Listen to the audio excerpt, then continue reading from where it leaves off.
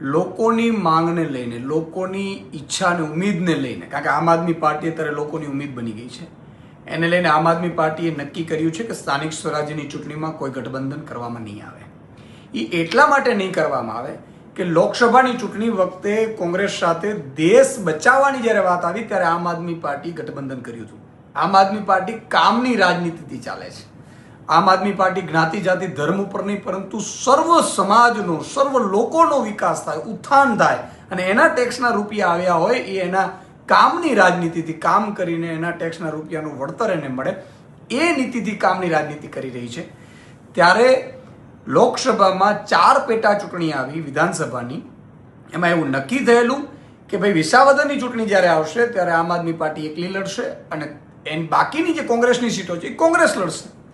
પરંતુ મેં સાંભળ્યું અને પછી આપણે જોયું એમ કે કમલમમાંથી એવું કહેવામાં આવ્યું કોંગ્રેસને કે તમે ઉમેદવાર ઊભું રાખવાના છો તો અમે વિસાવદરની ચૂંટણી લાવીએ.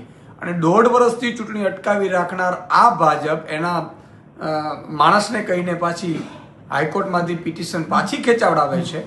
અને જે ચર્ચા ચાલી હતી એ જ રીતે કોંગ્રેસે છેલ્લી ઘડીએ ત્રીજી પાર્ટી નથી ચાલતી એવા ફાંકા પોતદારી કરીને વિસાવદરમાં ઉમેદવાર ઉભો રાખ્યો અને આમ આદમી પાર્ટીને હરાવવાની કોશિશ કરી. એટલું નહીં, કોંગ્રેસે એટલી નિમ્ન કક્ષાની રાજનીતિ કરી કે એમણે ઉમેદવાર તો ઉભો રાખ્યો પરંતુ પ્રચાર પણ એવી રીતે કર્યું કે ભાઈ તમે અમને મત ન આપો તો વાંધો નહીં પરંતુ ભાજપને આપજો પણ આમ આદમી પાર્ટીને ન આપતા. અને રૂપિયા વેચતા પણ કોંગ્રેસના નેતાઓ પકડાયા. તમે કલ્પના કરો કે આટલી હદે કોંગ્રેસ આમ આદમીને હરાવવા માટે ઉતરી હતી ભાજપની જેમ. એટલે ગુજરાતની જનતાને કોંગ્રેસના અદના કાર્યકર્તાઓએ નક્કી કર્યું. અમારી પાસે ઢગલાબંધ કાર્યકર્તાઓ આવ્યા, સામેથી જોડાવા આવ્યા ને એવું કીધું કે હવે કોંગ્રેસ ઉપર અમને વિશ્વાસ નથી. અને અંદાજે છેલ્લા 1.5 મહિનામાં 10,000થી વધુ કોંગ્રેસના કાર્યકર્તાઓ, અદના સારા લોકોએ કોંગ્રેસ છોડીને આમ આદમી પાર્ટી જોઈન્ટ કરી છે. આ એક વાત.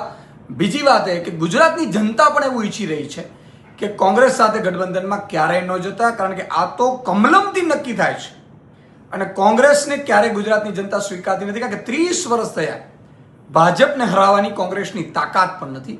અને એટલે જ ગુજરાતની જનતાની ઉમ્મીદ અને આશા આમ આદમી પાર્ટી બની છે અને એની ઈચ્છા એવી છે કે આમ આદમી પાર્ટી એકલા હાથે લડે.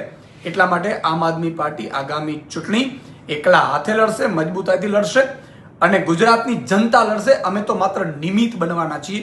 આમ આદમી પાર્ટી 12,000 એવા યુવાનોને, ચહેરાઓને ઉતારશે જે મુખ્યમંત્રી, ધારાસભ્ય, સાંસદના દીકરાઓ નહીં હોય, સામાન્ય આમ જનતા હશે. એ લોકો ટિકિટ લેશે, એ લોકો લડશે